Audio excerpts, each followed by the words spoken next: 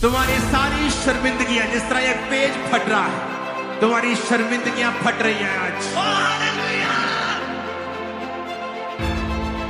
तुम्हारी सारी शर्मिंदगी की, सारी बीमारियों की, सारी गरीबियों के सारे पेज आज फट चुके, उड़ चुके हवा में, यीशु मसीह के नाम।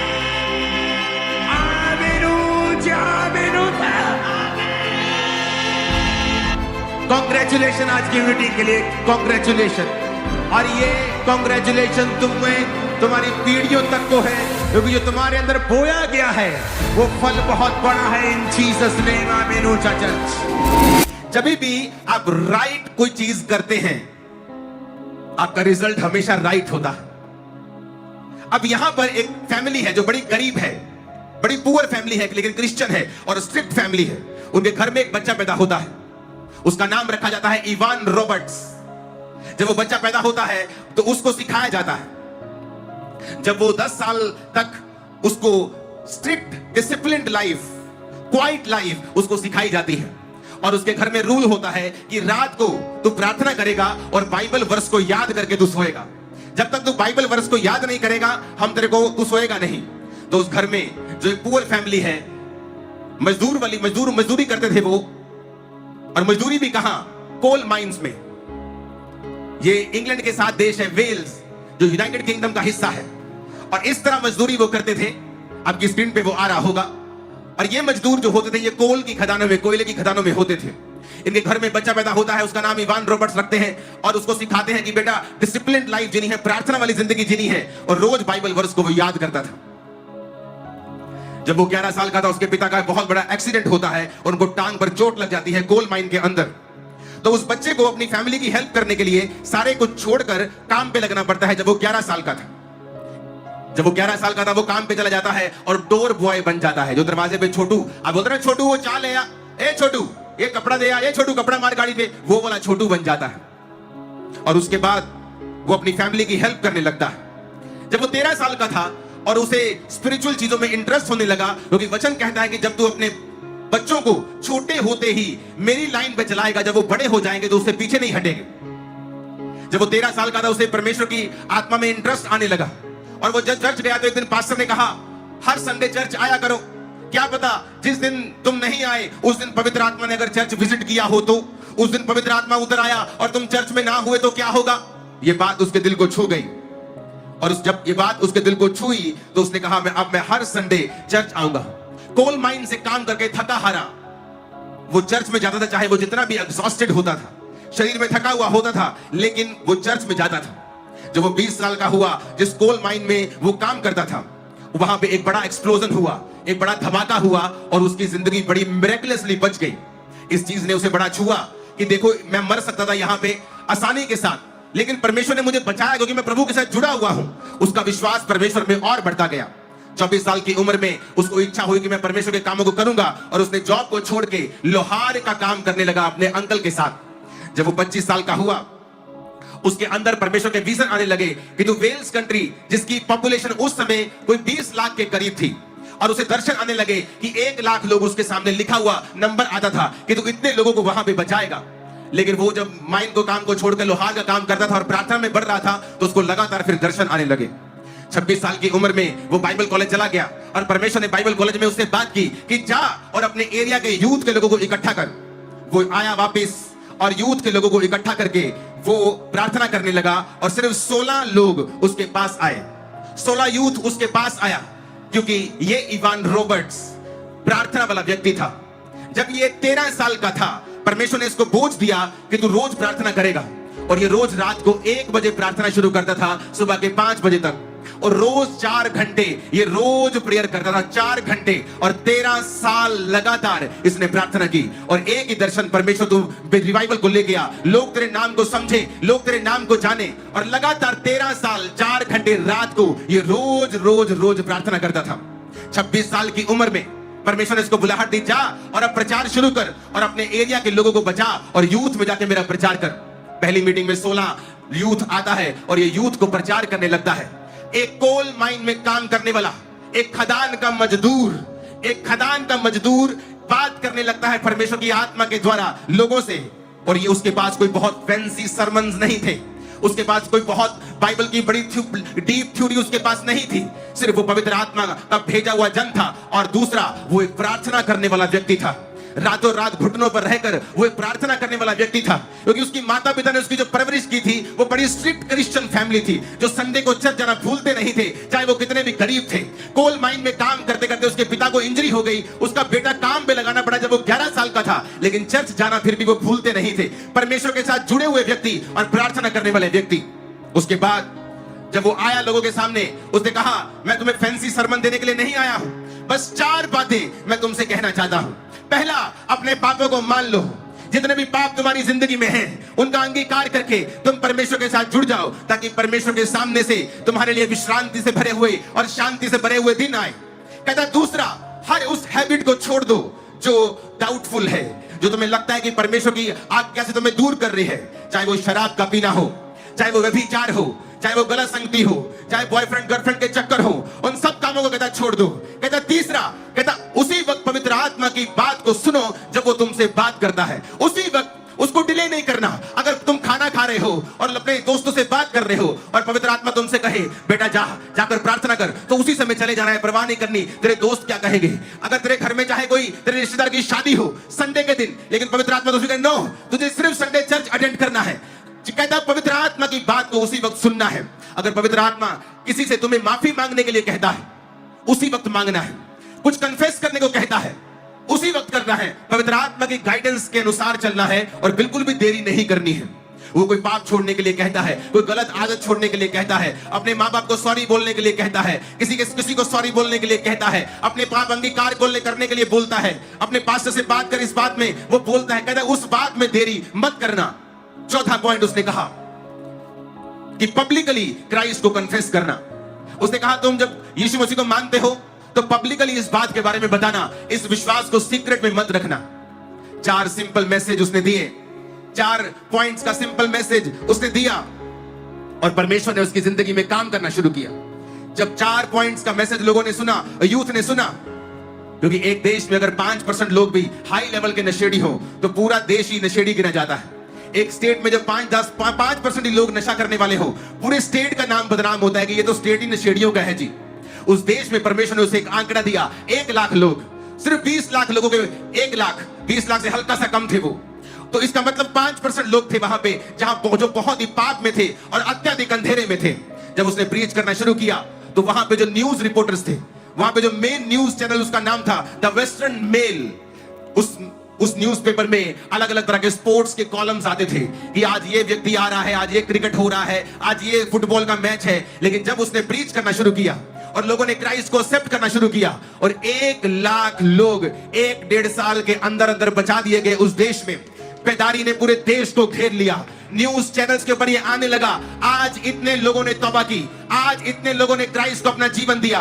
पूरा न्यूज चैनल ने, पूरे न्यूज रिपोर्ट ने, उस न्यूज़पेपर ने एक पूरा पेज इस पास्टर को डेडिकेट कर दिया।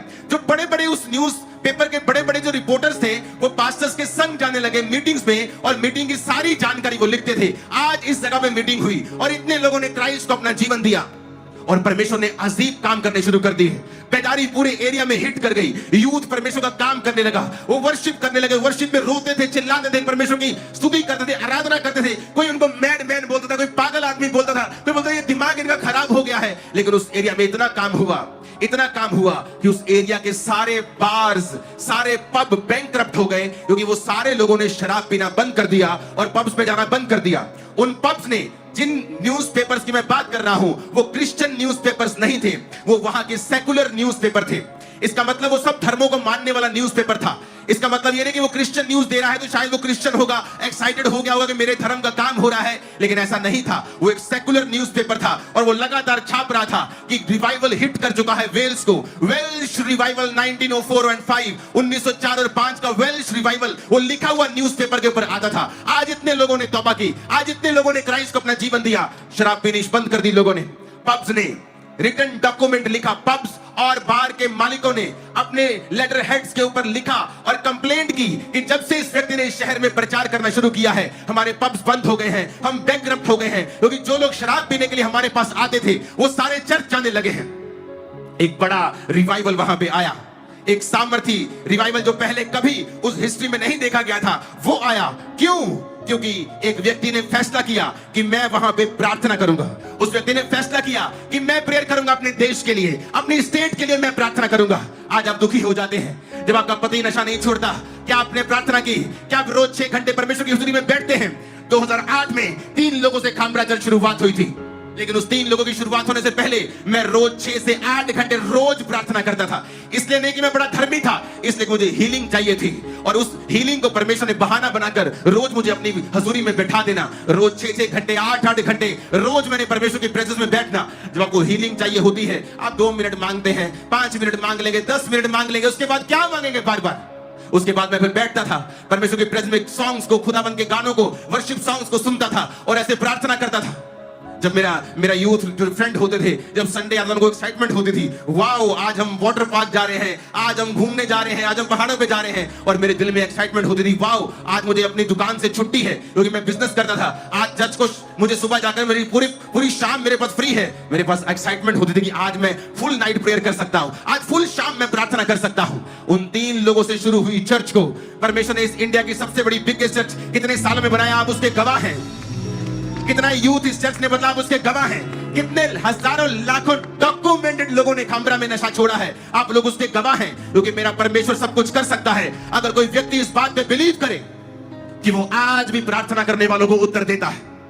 आप दुखी हैं क्योंकि आपका हस्बैंड दारू पीता है, आप दुखी हैं क्योंकि आपकी बेटी बिगड़ी हुई है, आप दुखी हैं क्योंकि आपका बिजनेस नहीं चलता है, आप दुखी हैं क्योंकि आपको डिप्रेशन है। तो कितने घंटे आपने प्रार्थना की है रोज? दुखी होने से आप ठीक नहीं हो जाएंगे, दुखी होने से आप आजाद नहीं होंगे जब तक आप दुहाई नहीं देंगे परमेश्वर के दान की, जब तक आप फैसला नहीं करेंगे आज से मैं रोज घुटनों पर जाकर परमेश्वर के सामने बैठूंगा। क्योंकि उसका वचन कहता है, मेरे प्रिय भाइयों दृढ़ रहो, हियाव बांधो, क्योंकि तुम जानते हो मसीह में की गई मेहनत कभी व्यर्थ नहीं जाती। कितनी मेहनत की आपने अपने देश के लिए।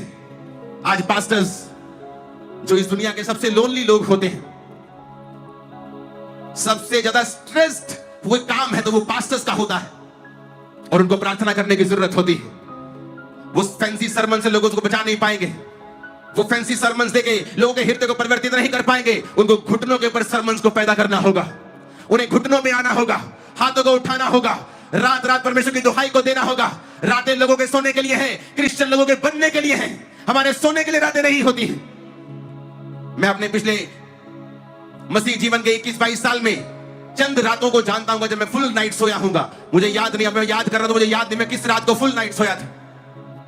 आपको एक प्राइस पे करना होता है, एक मूल्य अदा करना होता है, क्योंकि परमेश्वर सुनने के लिए तैयार है। अगर आप बच्चों को आप छुटकारा देने के लिए तैयार हैं तो परमेश्वर भी आपको छुटकारा देने के लिए तैयार है। लेकिन कहां है आपकी प्रार्थना, कहां है आपका विश्वास? क्या आप गरीब होकर भी चर्च जाते हैं? गरीब होकर, दुखी होकर, एग्जॉस्टेड, थके हारे होकर भी क्या आप चर्च में हैं? आज थोड़ी सी बारिश हुई और आपसे बारिश नहीं संभली, लेकिन आपसे तो संभली, आप यहां हैं, लोगों से नहीं संभलती। मेरी बात को ध्यान से समझना, आज से लाइफ चेंज हो जाएगी। बड़े बड़े न्यूज़पेपर उसके बारे में छापने लगे, पूरा कॉलम उसको दे दिया, न्यूज़पेपर का पूरा कॉलम आता था। आज यहां बेदारी सभा हुई, इतने लोगों ने तौबा की, इतने लोगों ने बपतिस्मा लिया। इस इवान रॉबर्ट्स की बात करो जिसकी पिक्चर आप स्क्रीन के ऊपर देख रहे हैं। वहां पे कोयले की खदानों में एक और काम हुआ। जब कोयले की खदानों में बेदारी शुरू हुई तो कोयले की खदान के सारे वर्कर जो थे वो मसीह में आ गए, और मसीह में जब आ गए तो वहां पे एक काम हुआ, जो कोयले की प्रोडक्शन थी वो पूरी तरह से कम हो गई, बहुत कम हो गई।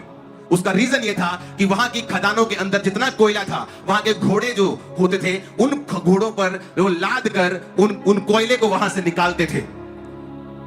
तो उन घोड़ों के लिए नीचे ही अस्तबल बनाए जाते थे, नीचे ही सारा कुछ। खदान नीचे बहुत बड़ी होती है, अगर आपको कोयले की खदान के बारे में नहीं मालूम तो नीचे पूरा एक तरह का बहुत लंबा होता है। ये देखो, उनके अस्तबल भी वहीं रखते थे और कोयले को ऐसे डंडे लगाकर उस छत को ऐसे रखते जमीन को कि वो नीचे धंस ना जाए। धंसने से बहुत से मजदूर मरे हैं इंडिया में, पूरी दुनिया में अभी भी मरते रहते लोग, अगर आप न्यूज फॉलो करते हैं तो। क्योंकि वो जो घोड़े थे उनको ट्रेंड किया गया था। अगर आप, मैं जिस जगह पे जन्मा हूं वो सुनियारा मोहल्ला है जलंधर का, वहां पे गाड़ी नहीं जा सकती अंदर, कार नहीं जाती। अगर दो स्कूटर भी आमने सामने ऐसे आएंगे तो एकदम से पास नहीं करते, रुक के थोड़ा टेढ़ा मेढ़ा होके पास करते हैं। सब अमीर लोग भी वहां रहते हैं, ऐसा नहीं कि गाड़ी नहीं तो गरीब लोग रहते, अमीर लोग भी वहीं रहते हैं। लेकिन जब वहां पे किसी ने कंस्ट्रक्शन करनी होती थी, मलबा उठाना होता था या कुछ रेत लेके आने, तो गाड़ियां नहीं आती थी तो गधों पे लेके वो आते थे। तो जब मैंने ये स्टोरी पढ़ी मुझे रिलेट हुआ क्योंकि वहां पे गधों में शायद आज भी ऐसा करते हैं वो लोग जो बिल्कुल डीप गलियों में रहते, गलियां गलियां गलियां, अंदर गाड़ी नहीं जा सकती। तो वो जब गधों को हाँकते हैं ना, यहाँ पे जलंधर में तो बोलते थे अरे मर जा, ऐसे बोलते थे वो गाली देके। तो उन्होंने बताया कि वहां के जो घोड़े थे उनको ट्रेंड किया गया था गालियां दे दे के। तो जब उनको मारते थे या निकालते थे कोयले की खदान से, तो जब वो गाली देते थे और कर्स करते थे, श्रापित वर्ड्स बोलते थे, तो घोड़े चलते थे। लेकिन जब वो मसीह में आ गए, उन्होंने कर्स करना बंद कर दिया। और जब कर्स करना और गाली देना बंद कर दिया, जब वो घोड़ों को बोलते थे कि चलने के लिए, घोड़े चलते नहीं थे क्योंकि उनकी ट्रेनिंग नहीं हुई थी। वो गाली को ही समझते थे, वो गाली नहीं देते थे तो घोड़े रुकते थे। उनको टाइम लगा घोड़ों को दोबारा ट्रेंड करने के लिए कि वो बिना गाली के चले, और तब तक कोयले की प्रोडक्शन उस देश में बहुत लो हो गई थी। इमेजिन करो, एक व्यक्ति जब वो 13 साल का था, वो व्यक्ति जो चर्च जाता था, वो व्यक्ति जो चर्च को छोड़ता नहीं था, कोयले की मान से थका हुआ भी चर्च जाता था, कोयले की मान से थका हुआ भी कंप्लेंट नहीं करते, प्रभु को इस गरीब घर में पैदा कर दिया। एक तो है ये गरीब, ऊते से ये करो, बाइबल वर्स रेडी करो, ये बाइबल वर्स याद करो, ये करो वो करो, क्या बकवास है ये। मुझे कोई अमीर घर पैदा करता है, शाम को मैं भी वाइन का गिलास पी रहा होता, मैं भी गाड़ी में घूम रहा होता, मैं भी कहीं इंग्लैंड की रानी के घर में पैदा होता। उसने ऐसा कुछ नहीं कहा। परमेश्वर के घर में जाता था कि कहीं आज अगर पवित्र आत्मा उतर आया और मैं वहां पे ना हुआ तो मुश्किल हो जाएगी।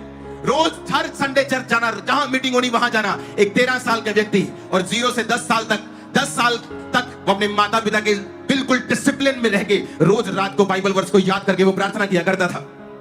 एक प्रार्थना वाला व्यक्ति, उसे परमेश्वर दर्शन देता है कि अब बस कर और जाके मेरा प्रचार कर। लेकिन 13 साल रोज रात की प्रार्थना, आज लोगों को दिखा, न्यूज़पेपर्स ने देखा, लोगों ने देखा, सब कुछ हुआ, लेकिन लोगों ने ये नहीं देखा कि ये हुआ कैसे। आज पास्टर्स दुखी हो जाते हैं जब बेदारी नहीं देखते, जब चंगाई नहीं देखते, हीलिंग्स नहीं देखते।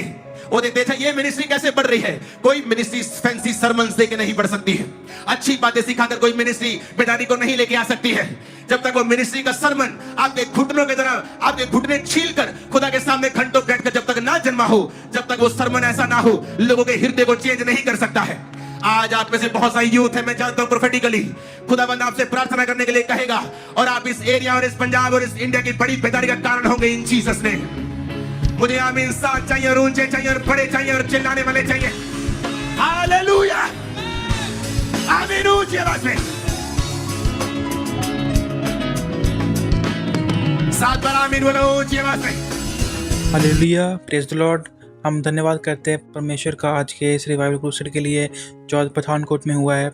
आज हमारा विश्वास है, जब परमेश्वर के दास ने वचन दिया है तो आज बहुत सारी रूहें बचाई गई होंगी परमेश्वर के राज्य के लिए, और एक बिग रिवाइवल आज पठानकोट में आया है। तो अगर आप ऐसी और वीडियो चाहते हैं परमेश्वर रिलेटेड, तो आप हमारे चैनल में पूरे सब्सक्राइब कर सकते हैं। सभी को जय मसीह, गॉड ब्लेस यू ऑल। मिलते हैं नेक्स्ट वीडियो के अंदर, और आप प्रार्थना जरूर करें क्रूसेड्स के लिए, सभी लोगों के लिए, चर्चेस के लिए, कि और रूहें बचाए जाएँ और ऐसे ही रिवाइवल पूरे दुनिया में और इंडिया में होते रहे।